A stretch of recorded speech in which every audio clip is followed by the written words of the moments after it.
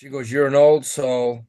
You're a good person, but 20 years ago, you were with a female that really, really did bad things to you, and she had an abortion with your kid." This is dark. Oh my God. She said this to me. She goes, This "This is woman so had an dark. abortion. She never told you. She was very resentful. She went to a woman like me and she cast a spell on you. Now we got to take it off you." Now she goes, "Does that surprise you?" And I said, "Yeah, it surprised me." I said, "Only one?"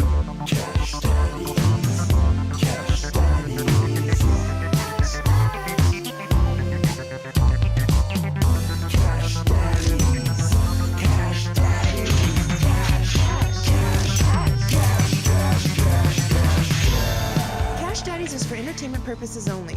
You'd be an idiot to listen to anything these degenerates say. Invest at your own risk, do research, but seriously don't listen to these ass clowns. Now enjoy Cash Daddies. And welcome to Cash Daddies, we're banking fatties. Very excited to be back with you. Join me as always from the Tonight Show, Johnny Woodard. What's up, man? Yeah.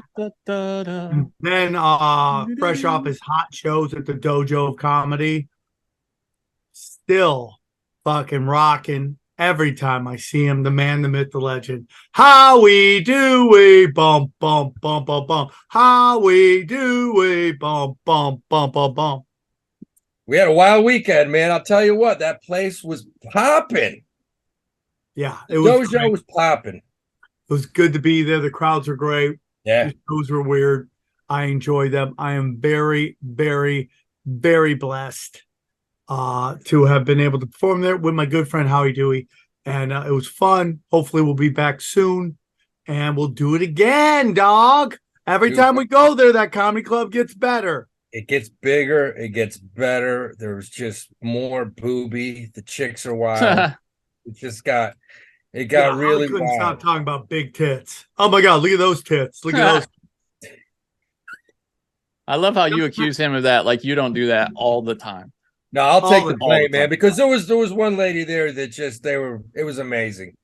They just it's so weird. Some girls put them out and then some girls want to hide them. Imagine hiding your superpowers. Well, especially when they're I mean, that's what would you say? That's a depreciating asset. You know what I mean? Like you're not going to have them forever.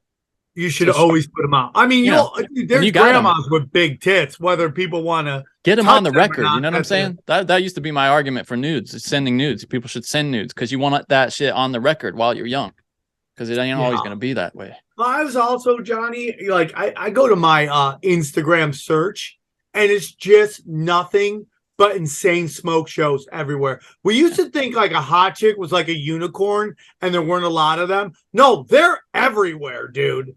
It's you want to talk about depreciating value. Hot women are everywhere. And they're getting older. I'm talking, I asked some of my younger buddies, I go, dude, is it me or like are women in their 40s, 50s? Is it? And then my younger buddies are like, no, man, it's insane. Women in their 50s are doing shit, and it's wild. You know where that started, Howie? On the West Coast of America. The West Coast, because, they had to always be ready to go. I mean, just like, because you never know when the divorce is going to happen. So they stayed hot all the time. It's sunny all the time. In the Midwest, these chicks are like, fuck it, I'm married with kids, stick a fork in me, but in the big cities, you got to keep it going, bro. You got to keep it rocking. God bless. Like the whole country's becoming Phoenix, Arizona. It's amazing. I mean, it's just one of the ladies the other night, her husband's like, yeah, she's 48. And I was like, Jesus, no work done. I'm like, good God, good for you. Like, you've done a good job. I'll Not tell like you. Madonna. Madonna was out again today. Madonna's gone too deep. When you're in your 60s, she was all those people giving her shit at the Grammys. She claimed that she came out today or yesterday and claimed that was post-surgery swelling, and she put out this picture like, see guys, now that the swelling's gone, I look totally great.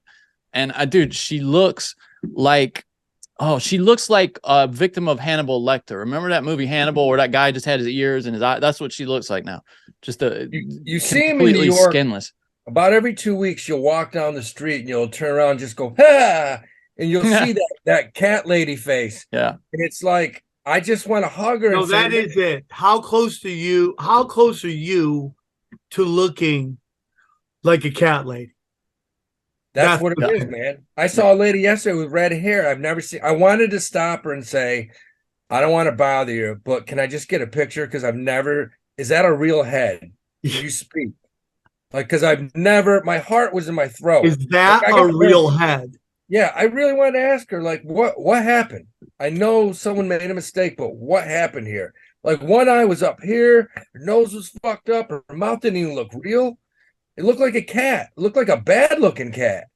Yeah, I mean, that's where you're going. I mean, the Kardashians are slowly. Yeah, it was like the makeup. It was like the makeup for Cats, the movie, though, not the Broadway play, because the movie was the one with all the weird makeup. Speaking of what we do in businesses, I ventured into a business I've ever been into in my entire life, and I found out how this woman kills it. So I'm walking by a window in the village, Greenwich Village, yesterday, and this old lady looks at me right in the eyes, and she goes like this.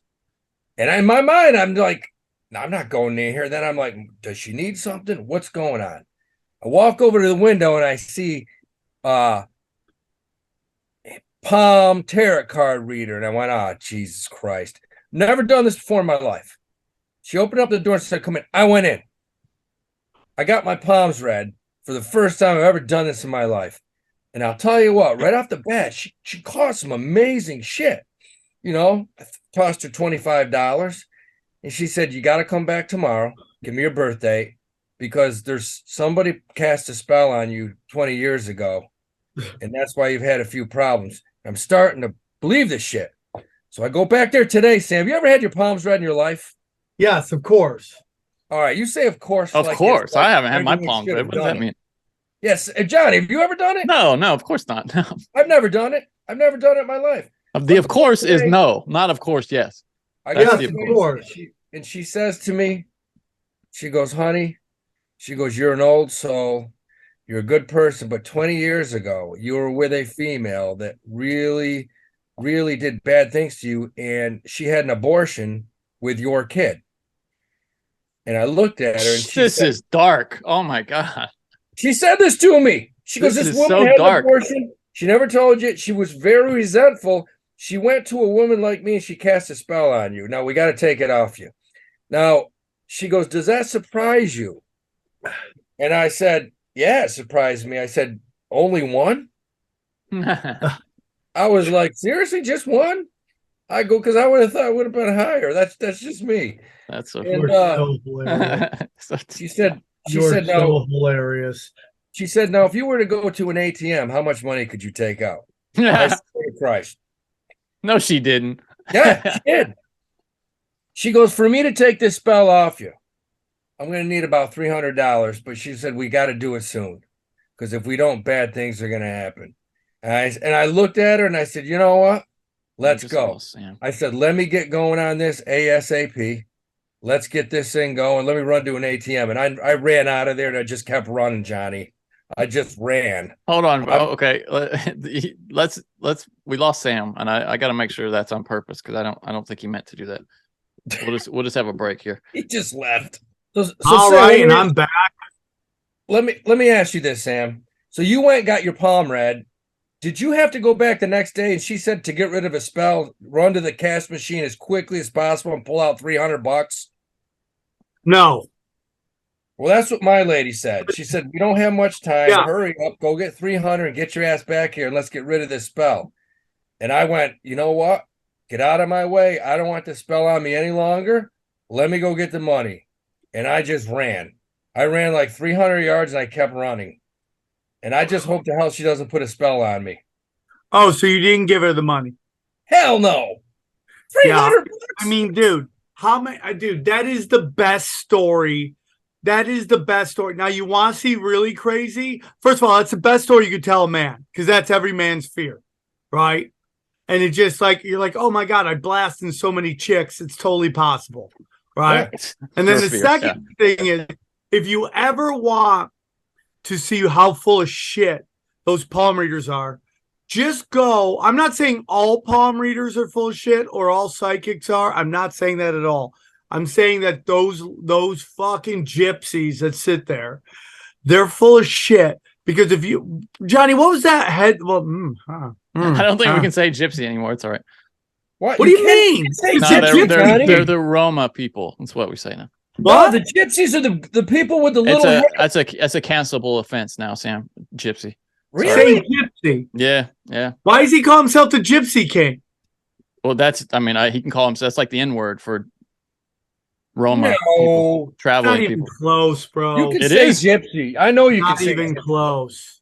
You can't say gypsy? Yeah, Johnny, shut up. We can say Patsy, whatever. why can't you say gypsy? Stop being a Momo pants. So anyway, hold on. What? Hold on. Does this show have standard and practices now? Yeah, mind your own business. You can say gypsy. Oh, we can't say gypsy? I'm just saying in like what would you say? you put it up Normal there with the company, N-word? that's a word that they've decided we can't say. Okay. Obviously, I would say gypsy all the time because Okay. I got gypped all the fine. time, That's where gypped comes from, gypsy. That's another reason it's bad. Like they didn't have no one knew where they were from, and now They're from Albania. And they got shit. little heads. Oh shit. They got little heads. I don't mess with the Albanians. I take it back. But I yeah, will no, the not move say is to just gypsy. go back like a month later with a different haircut, Howie, and see if she gives you the same spiel or if it's like a different story. Because if she says the exact same thing 20 years ago. So, hey, man, this is a financial podcast. Yeah, let's stop talking about any gypsies and move on to finance. Well, to get back to the business, this lady's business model is not bad. It's not bad. It's all cash, and she makes you feel guilty like you have some real spell on you. And she's in a good place where there's a lot of money. So she tells you to, and I was talking to my girlfriend. She's like, I'm sure tons of guys run to the bank, get that $300 just to make sure she gets that spell off of them. Props to the gypsies. They got a good Johnny, game. we don't say that word. And I didn't mean to say all Albanians are gypsies. I think that's one area where a certain part of the small-headed tribe comes from. But they also come from Southeast Asia. I don't even know what. Now we're getting into weird shit. Remember that movie, that Stephen King movie, Thinner, where that gypsy woman puts that curse on that guy and he just gets skinnier and skinnier until he disappears? That was a good movie. Okay. But talking about finances, when I was in Georgia, Augusta, Georgia had an area where these gypsies would go to the shopping malls and they would sell jewelry, they'd sell clothes, they'd set up in malls, and they would sell their daughters. They would sell their daughters to men that had money. Yeah, they would pawn off their daughters. I don't approve. Yeah. Hey, and by the way, these psychics' daughters aren't even worth Groupon. So, I mean, you couldn't get any money for them. No, you'd have to have some massive cans and be able to really read my mind for me to invest in that. Oh, absolutely not. Not into it. What do you think about what's the market doing, Howie? So today was the day we waited for, guys, and the Patreons are happy. It's been a damn good day. The market tanked nicely today. Well over 2%. This is what we wanted. Our SQQ has gone from 30 up to 38.5 in about a week because the market's dropping. I still think it's going to go lower, and that's what we want. We called it a week and a half ago, a little too early.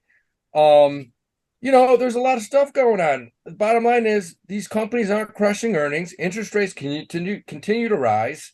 Bond yields are going up. You got all kinds of problems with Norfolk Southern. How about the deal in East Palestine, Ohio?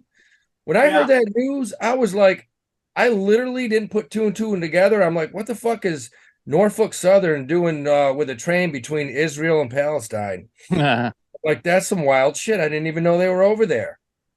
And then when I heard the explosion, I'm like, somebody definitely that's got to be a suicide bomb. Can you imagine there's a place in Ohio called East Palestine? That's kind of They say they pronounce it Palestine, apparently, for obvious reasons. Yeah, for obvious reasons. For the mainstream media, because you don't want to get too close to that. Yeah. Hey, all I'm going to say is the market's dropping nicely. That's what we want. We want it to correct because it's healthy.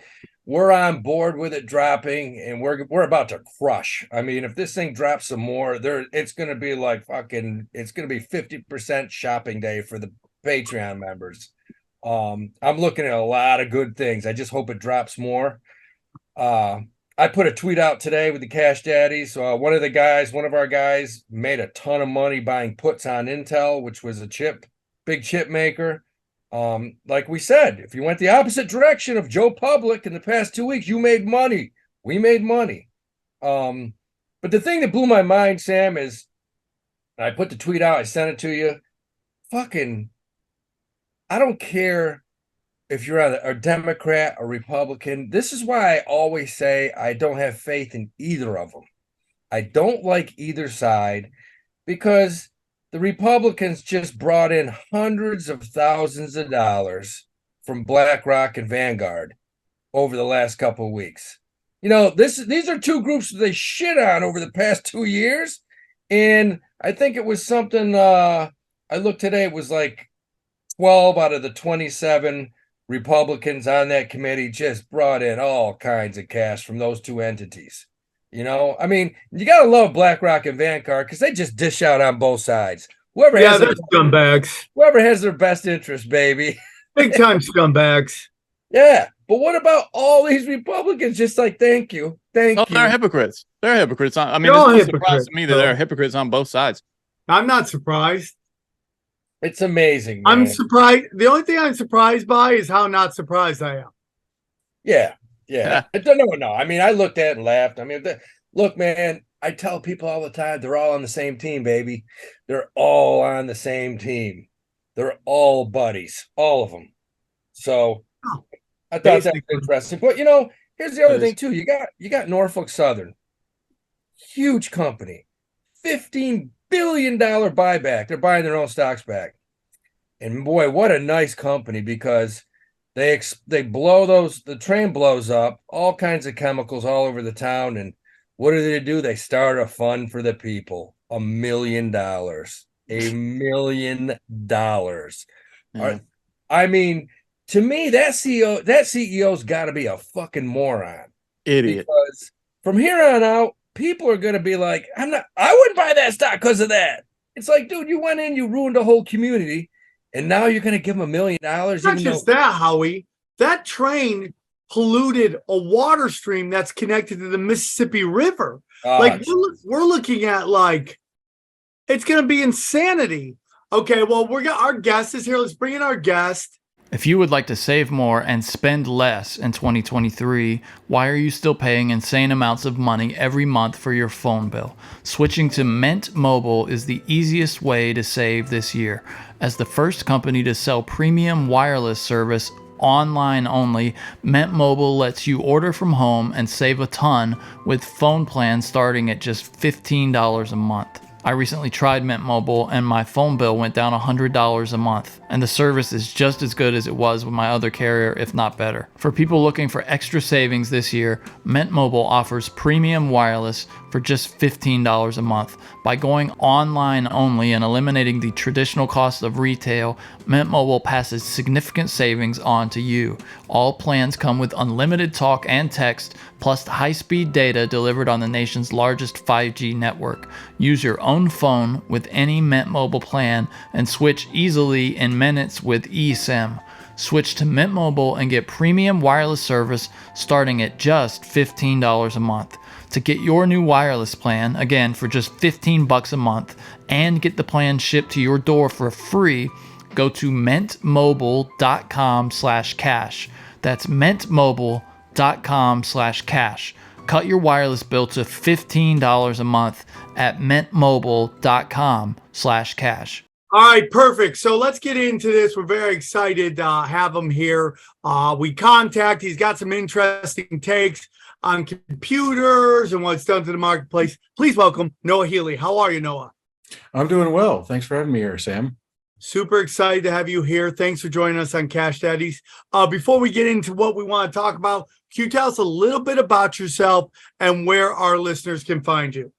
Sure. So my name's Noah Healy. I've developed a brand new market mechanism, the first one since the Renaissance, and I'm fighting with the U.S. Patent Office about whether or not it's patentable material. They're spewing nonsense, and I'm attempting to call them on it. And I'm working with a few people around the world to set up markets along new lines. When you say markets, like what? Get a little more in depth. What's your invention and what markets? So markets like the New York Stock Exchange or the London Metals Exchange or the NASDAQ, those types of things operate on what's known as a double-sided open call auction. So basically people who think prices are incorrect. Did he freeze on us? We did. He froze. And the market, when those orders cross each other, actually clears them, and the ticker basically tells people what the prices were when deals actually got made. Yeah, the bid and the ask. Yep. So modern computer-enabled markets operate at incredibly short time slices, and that's sort of how we do things today. It's not like trading places where the people were shouting each other in the pits. There's no more human market makers. It's all computers. Yeah. Right. So what I've developed is a way to link sort of something like a prediction market that allows the algorithms to effectively directly compete and integrate into a super algorithm to do price discovery for the entire marketplace with a transparent dark pool that would allow buyers and sellers to transact in bulk without actually moving the marketplace around.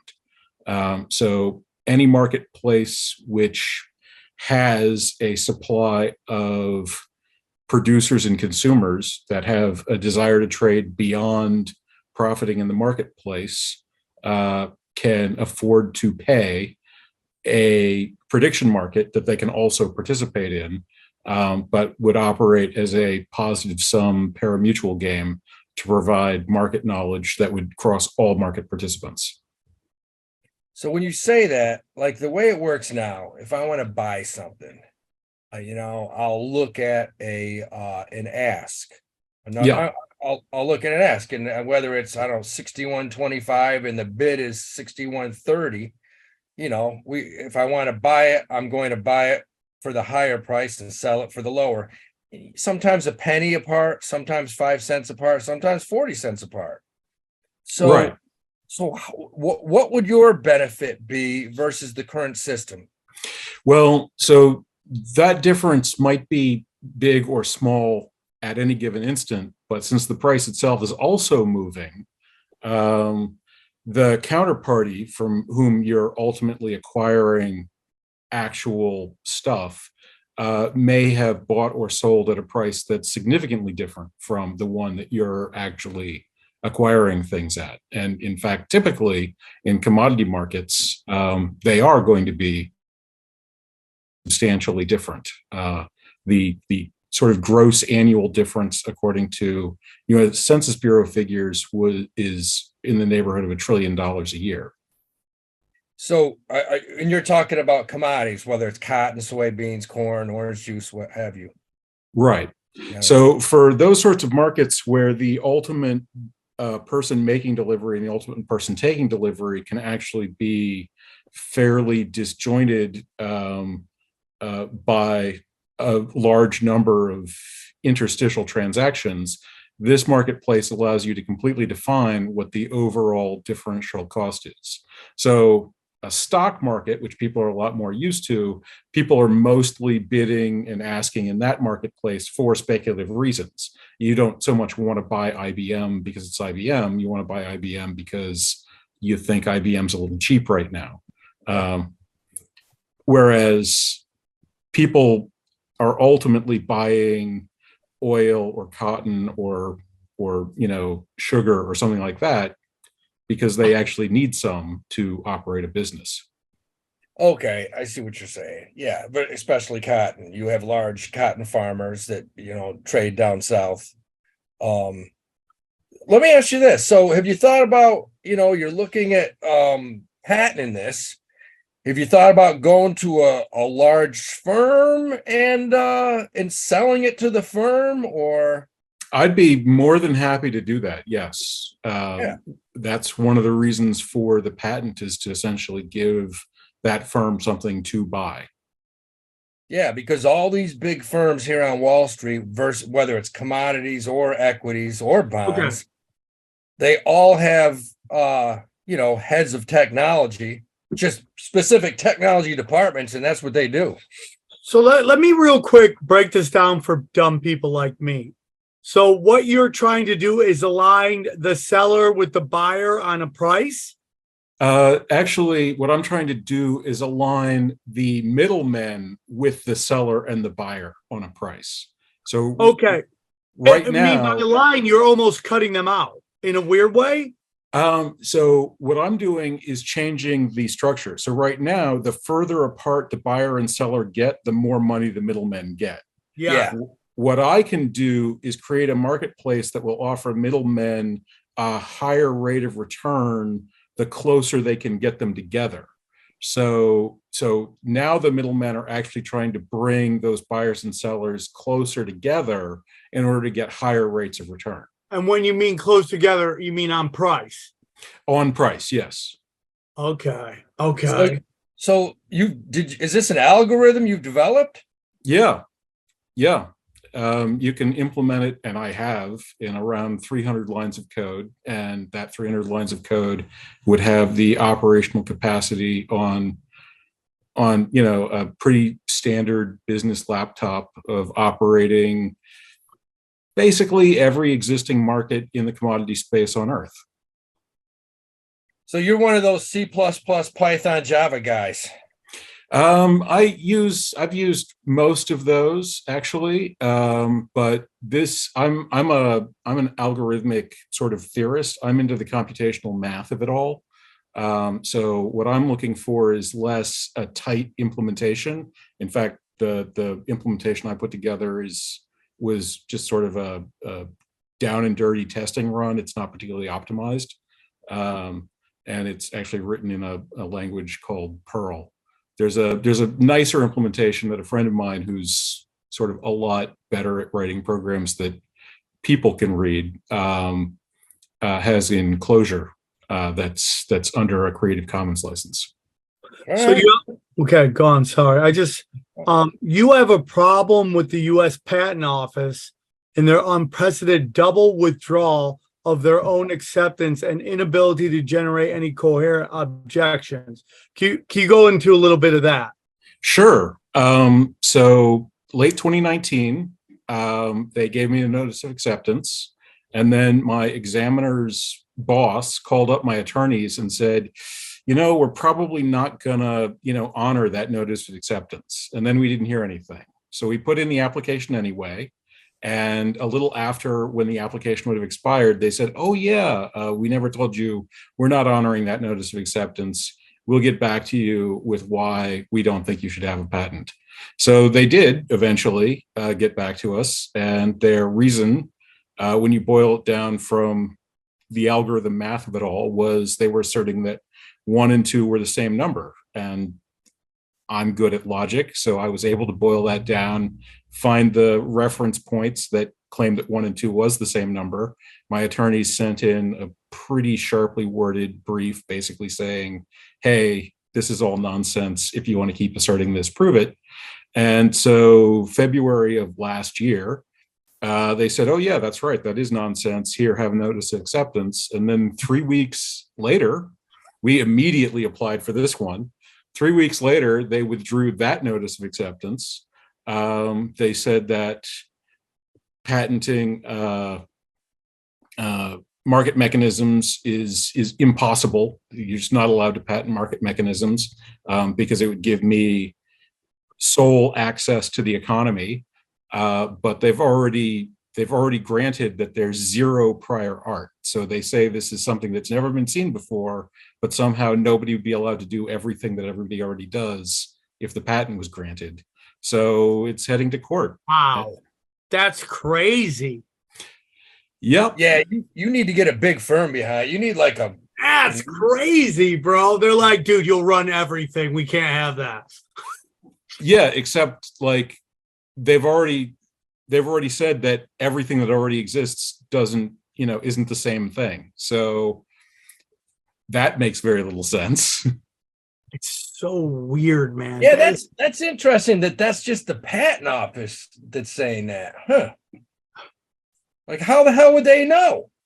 Yeah, exactly. And also, so I've got an examiner and a supervisor that my attorneys have been in contact with. They say this is coming from the internal quality control department of the patent office, and they said they don't really understand what point they're trying to make either.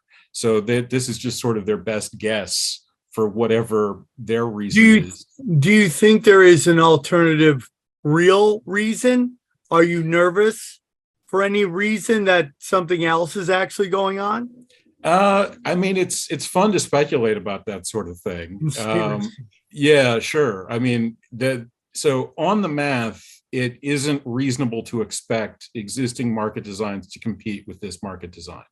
So if one of these things gets launched, it should eat things like the Chicago exchanges, because the thing that keeps markets healthy right now is that it's the amount of money that's getting traded into the books, is basically the defense. So if you decided to launch, the SAM wheat market right now, you would need to get somewhere between tens and hundreds of billions of dollars of liquidity bid into your books to be able to compete with Chicago.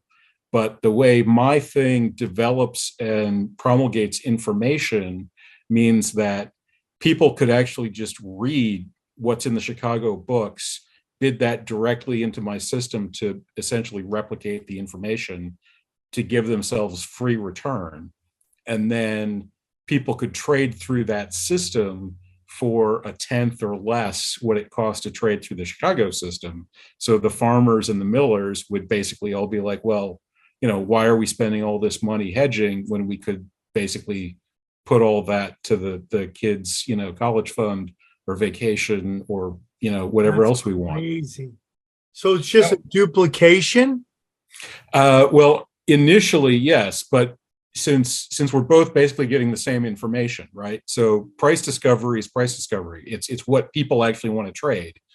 They're doing it one way. I'm doing it a way that at scale is hundreds of thousands of times more efficient. So we'll both get the same answer, but mine will cost, a lot less. You're like technology in America. No, they want to keep technology like it is in America. And you're proposing like when I go to Japan and everything is like beyond super slick and it's super advanced. You're like, why don't we have this here? And they're like, well, because the powers that be are slow rolling everything out and they really don't want to make that kind of change because they can't cash checks along the way. Yeah. Well, they've got 12th century technology and I've got 21st century technology. It's like you can go to Japan and you can buy used panties in a vending machine, but you can't do that at Walmart. If I do that at Walmart, you can't find that here. Walmart. They're so far ahead of us, it's ridiculous. How do you think we can repair our economy by rebuilding super intelligent markets? Well, one of the problems that we're actually having is that the markets that currently exist are being destabilized by the kind and amount of information that's being developed by the internet and that kind of stuff. So between things like Wall Street bets, very frequent flash crashes, and even other sorts of things, we're watching the markets basically get whipsawed by not actual events, but just random fluctuations of noise, which then drive actual events like the supply chain crisis and so on. And so we're getting into this sort of freewheeling feedback loop. And that's a real problem because we don't really have the capacity to organize our societies. People aren't intelligent enough to figure out how to operate tens of thousands of businesses simultaneously. So we Thank need God. we need markets to be smarter than us.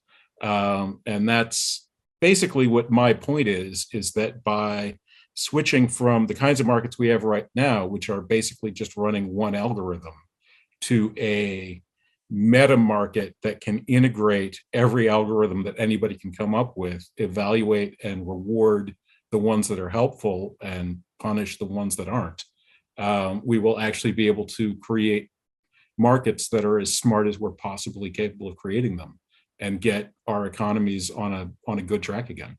But isn't that a scary, like, why would you want, like, when I think of a market, I mean, to simplify it for anybody, you think of a place where, okay, I have something I want to sell, you have something you want to buy. If I want to buy a particular stock at $130 a share, I'm buying it, and hopefully somebody else bought it at 80 and they're selling it. So I mean, to me, it's a buyer's and a seller's market. It's fairly simple. When you say you want markets to get smarter than us, holy shit! Like, try to simplify that, because that scares me. Okay, well, so markets have been smarter than people for most of human history, and that's actually what they're good for. Is that intelligence aspect. And this goes to Adam Smith, the whole invisible hand of the marketplace, the ability for companies that are widely disparate, that don't know each other, aren't even direct communication, to still decide how much to produce, how much to consume, and what to actually put things together. So that's what I'm talking about. Okay. With these intelligent marketplaces. Now, the other thing I'll bring to bear here is that simple buyer-seller marketplace is actually subsuming one very important concept, and that's information. So what you're saying is you want to buy at $100 and you hope somebody else, is making a profit too. But the buyer and seller coming together and both being willing to trade means that the two of them have to come together and have a common understanding of this thing as helpful to each side of them. So what's actually going on is that there's a hidden information component in each one of these trades. And thanks to what we now know about information theory and what we use for the internet, we can measure information. So what we can actually do is create a three-sided marketplace in people that have things to sell, people that have money and the willingness to buy, and people that have information about the balance point between buyers and sellers, which will include those two groups, but can also include other third parties that are, doing various kinds of research or other sorts of deals. And what this allows is the integration of insider information, third-party experts, along with the actual people that want to buy and sell, into a much more robust common understanding. Well, I like what you're talking about because, it's one of your talking points, but, what would it mean for a real economy to reduce market transaction costs? And you know what, man, I'm going to be honest with you. I think it would be huge personally. I mean, there's just, we were just complaining about how much interest there are in everything. And what's that doing to people's desire to buy? What are your thoughts on that? Well, like I said, according to the Census Bureau, the current overhead costs are somewhere in the neighborhood of $1 trillion a year. If you think about our entire economy, we don't grow $1 trillion in a good year. That's several percentage points of economic growth. So if we were to cut that in half, we would effectively double the growth rate of the American economy. And that would be in fair weather or foul. So in the good years, when we're getting up into 4 and 5%, we'd be getting up to 6 and 7. In the bad years, when we're, even in recession maybe, or down at like 1%, we'd be plugging along at 2 or 3. So if you take a look at things like this on a pretty decent sized timeline, you'd basically be looking at the difference in economic trajectory of Eastern and Western Europe post World War II. Like France versus Poland. One of them gets to have a market, the other one doesn't get to have a market, except we're currently behind the Iron Curtain. Like the markets we have are that much worse than these kinds of marketplaces. Now, when you say the market's worse, how is it worse? How is it worse?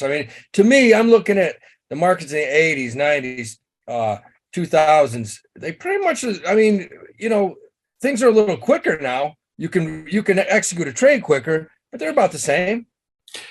They're not really the same. They are becoming more unstable. We're seeing booms and busts more frequently. We're seeing market shutdowns become more frequent. Flash crashes are essentially a daily occurrence. Now, granted, people clean up after those very rapidly, but that didn't even used to be possible. And we are seeing the industries attached to those markets struggling with the results of those things. There was an incident not too long back where the nickel market in London had to be shut down because a short squeeze was going to bankrupt the world's #1 stainless steel manufacturer. So the ability to weaponize and destabilize markets has essentially started to dominate actual discourse. And the primary reason for this is that there's just a lot more coordination among people because of how much data and noise there is in the system. So it's going to keep getting worse because the market regulatory mechanism can't keep up with everyone on Earth being able to buy their own computer. So are you worried about like what AI could be doing to our markets? That's not even remotely necessary. AI is involved in the marketplaces. Renaissance Technologies fairly credibly claims their extremely good returns are the result of their long-term investment in artificial intelligence. But the simple fact is that marketplaces are a sort of signal boosting noise cancellation machine. And just things like Twitter, Facebook, social media means that there's vastly more noise in the system. Human beings are producing information at a rate today that is far beyond anything that's ever happened before, and it's increasing faster than exponentially. So any capacity of markets to operate today at this level is basically irrelevant because in a year, information rate production will have gone up by more than a factor of 2. And in 2 years, it will have gone up by more than that factor of factors on top of that. And that's basically been the story since the 80s of the outgrowth of the ubiquitization of computers, the rise of Microsoft, and so on. And so there's just way more noise to have to cut through. And the system's already started to fail, and it'll keep getting worse because the failure isn't the result of the people involved being incompetent at running those systems. It's that those systems are now engaging with a world that simply never existed before and for which they're constitutionally incapable of coping. Damn. Now, what do you think about crypto? Is that involved with this? Do you have any faith in that whole crypto situation? I consult with a few crypto projects that are still trying to get off the ground. And I think that as sort of an alpha project, there's some interesting features of the blockchain idea. I think existing blockchain projects have severe technological problems, and I haven't seen a successful crypto marketplace that wasn't, one, attempting to replicate the existing financial models, which I see as algorithmically bankrupt, or two, simply attempting to launch Ponzi schemes. You're right. I mean, it was the Wild West there for a while. A lot of these shit coins were out there doing some amazing stuff. So, and just rug pulling everybody, unfortunately. But it was fun and fast. And I do somewhat miss those days. I'm going to be honest with you. When someone be like, dude, buy Cum Rocket, and someone would make $3,000. I was like, oh, that's great. But we're coming into crazy times. What's your thoughts about fiat? What's going to happen with the petrodollar? Do you have any thoughts on moving forward? World War III coming up. Does that make you at all nervous? Well, I don't think that existing institutions really have a future. I would prefer not to have World War III be how the institutions go out, but that's largely up to them. I'm going to try to build institutions that have a future and try to club as many people around into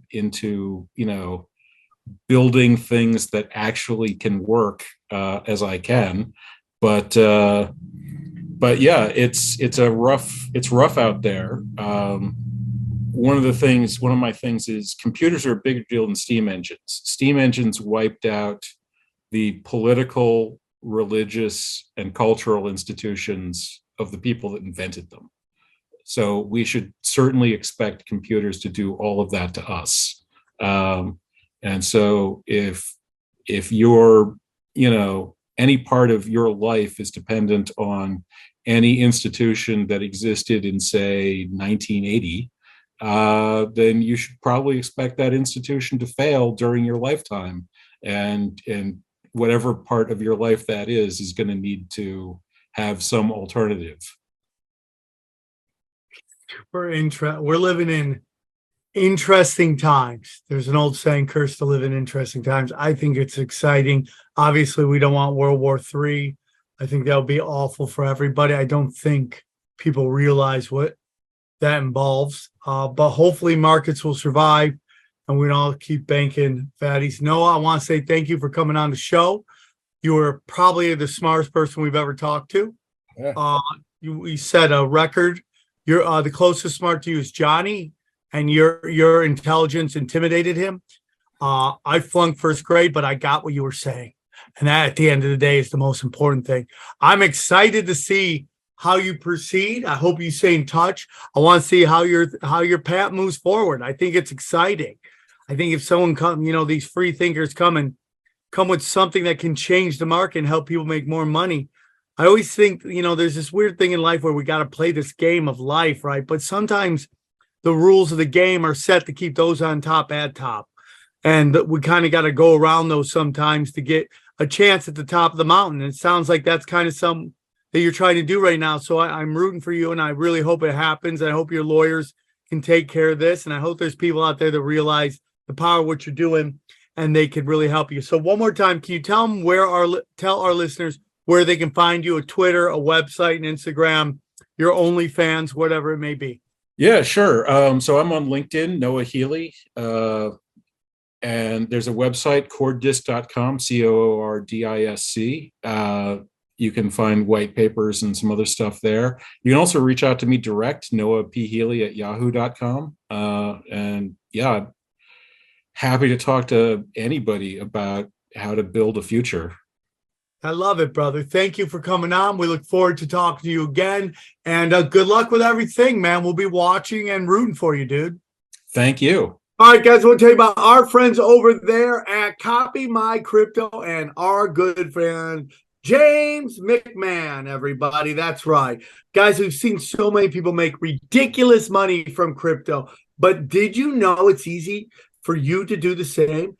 The Copy My Crypto membership site shows you the coins that YouTuber James McMahon personally holds and allows you to copy them. It's like having a big brother who knows what he's doing. You don't need to know a thing about crypto or how to invest, as you simply do as he does. So let me tell you more about James. He runs Crypto with James YouTube channel, which despite heavy censorship has over 26,000 subscribers. Since March 2020, he's told his viewers to buy 26 crypto coins. Had you put $100 into each, it went on to be worth $123,000. Of the 26 coins, his top pick of the year, called Phantom, went up 692 times from when he said. That's one call. That one call alone has retired a number of people, including guys in their 20s and 30s. Remember, this is public knowledge. You can go to YouTube and verify this yourself. If you'd like to join the 2,800 members who copy James, then stop what you're doing and head over to copymycrypto.com/Sam. That's copymycrypto.com/Sam. That's SAM. You'll find the proof of everything we've said, but my listeners get full access for just $1. Once again, that's copymycrypto.com/Sam. The recession is here, guys. You can suffer like everyone else or choose to thrive. James is the real deal. Go visit the site now. All right. Thank you, Noah. I loved it. I got it. But, we're tech dorks, so we understand that techniques, how we got it towards the end. Greatly appreciated. Johnny was stunned at its brilliance. Couldn't even talk. And, just two dorks, just me and Noah breaking it down, changing humanity, helping everybody make $1 to make them holler. So, Johnny, you got some stories we got to get into? Yeah, I just have one story I want to talk about. There was this massive trial of 4-day work weeks in the UK, and most of the companies that participated have said that they're going to keep doing it. Most of the employees said that they want to keep doing it. And I'm just curious what you guys think about it. It seemed that I've done this. People worked more in 4 days, and that the companies didn't lose anything. They paid them the exact same amount, and they got more work done. I've done this when I was in college. I would come back home, and me, Tony El Dorado, we went and got hired at it was like a weird kind of wiring company in Cortland, and we worked 4 days on and we had 3 days off. Wickwire. You worked at the Wickwire? Might have been Wickwire. I don't remember because I would remember because the pool was named after Wickwire there, but I'm not quite sure the name, but we did it. I'm going to be honest with you. It's great when the 3 days are off, and it's awful when the 3 days are on. Well, it can't be worse than a 5-day week, no? Well, because you've heard them say it, that you work longer hours. It's not that you're working. No, but this is just it's a 4-day work week is what we're talking about here. It's not like you're working more time in the 4 days. No. Because where we worked, it was a 10-hour day. Right, but that's not what I'm talking about here. Okay, so it says that? Yeah. They didn't change the time? They're experimenting over the world with a 4-day work week. I'm in, dude. I'm in. Come on. I believe production has to be higher. Yeah, because people are more refreshed, right? Yeah. I'm down. If it's the same amount, it's more work, but the same amount of time, I'll do it. Yeah, it's 71% of employees, 71% said they were less burned out, 39% less stressed, and 48% were more satisfied with their job. Yeah, do it, dude. Do it. And the employees, like I said, almost all the companies said they were going to keep doing it. Do it. You kind of seen this country. We've kind of gone that way anyways. How many companies have, it's summer Friday. Yeah. We have that's Europe, mainland Europe. I know this was in the UK, but actually mainland Europe, I think it's way more common. It should be. That's why they've been behind the fucking 8 ball for about 150 years. Yeah, that's a good point. They can't, they're a little bit behind over there. I'm sorry. You go to Spain and, they take naps at 2, 3, 4. They seem happy though, don't they?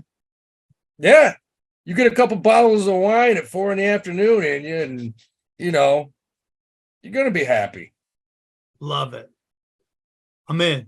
I'm not going to get into that. Pfizer. They have a vaccine now for infants. I don't want to talk about that. Yeah, it's coming out. You guys talk about that on the Patreon. What is your problem with what if it's a vaccine that makes a kid faster? What if he's That's called steroids. 16, all of a sudden It's called wrecking, steroids. he's just It's called dunking on people. HGH. Okay. He's dunking on people. HGH.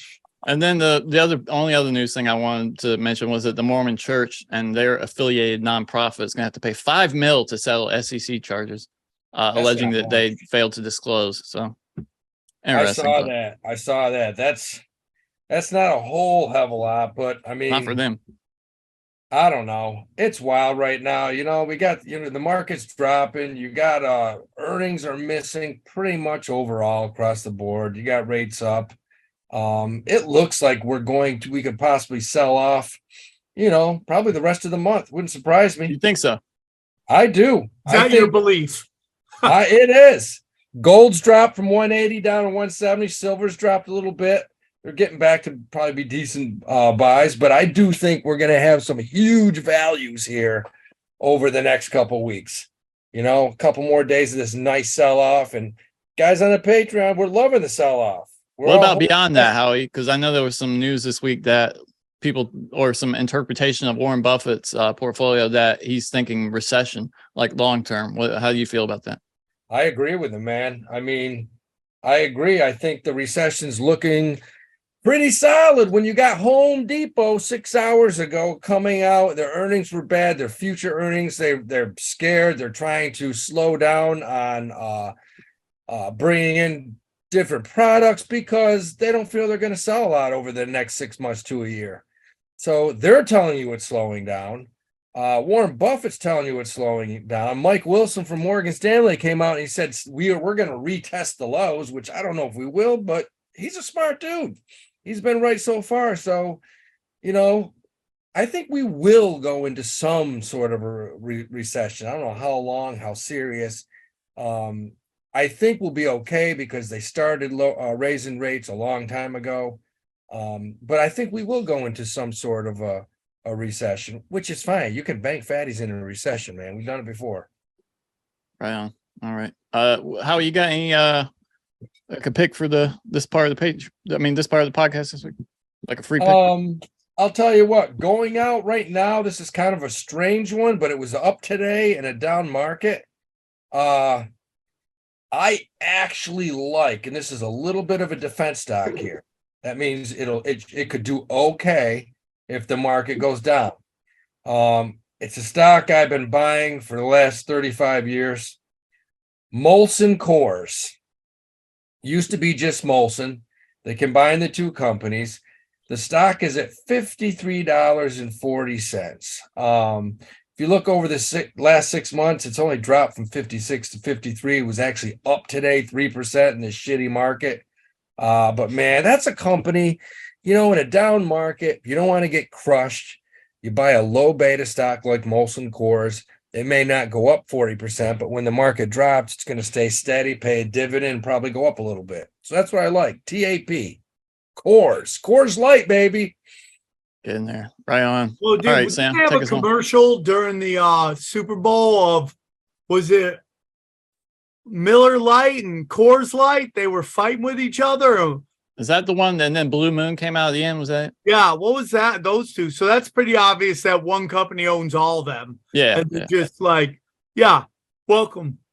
Well, they don't though. Anheuser-Busch is separate from Molson Coors. They're totally separate. Anheuser-Busch is owned by see what the Blue Stella. Moon is. Well, Anheuser-Busch is owned by Stella. Stella owns them. That's crazy that Stella owns Anheuser-Busch and not the other way around. They bought them out a few years ago. Believe me, that. Yeah. Okay. The commercial was Coors Light, Miller Lite, and Blue Moon. Now I think people. I think that's all owned by Miller, right? Must be, I guess. I don't know. Well, it must be. No, what am I, stupid? I just said it. They must. I mean, yeah, you are, but that's okay. Nobody's perfect. Well, that's funny. The thing at the bottom says Blue Moon Brewing Company is the. I mean, so they technically paid for it, but who owns the other? I mean, they wouldn't use their IP, right? I mean, the images and everything, unless. I don't know. I mean, they did it in that Coke commercial in the 90s, right? That Pepsi Coke with like the Coke driver looked schlubby or whatever. Coke and Pepsi. Coke and Pepsi, they're owned by BlackRock, Vanguard. It's all the same, bro. It's all the same. Oh, Guys, I gotta thanks say for this. tuning No, this is the biggest. This is the biggest story going. This is up shit for, and I put out a tweet on it. So they came out today, and this was serious. I put out the tweet. I sent it to Sam. Sam's got to read it. They're saying by 2030, if Congress does not pass legislation, which I think they will, Wall Street, meaning Blackstone Group, will own more residential houses than actually residents by 2030. That's only 7 years. So Blackstone's buying up a shitload of these residential neighborhoods, and Yes. they're putting legislation out. They got to stop. They have to stop. They Yes. do. You know, it just can't. You can't have these guys buying up all the properties and then renting them out. Just can't happen. But Yes. that's what's happening now. So we'll see All what right. happens.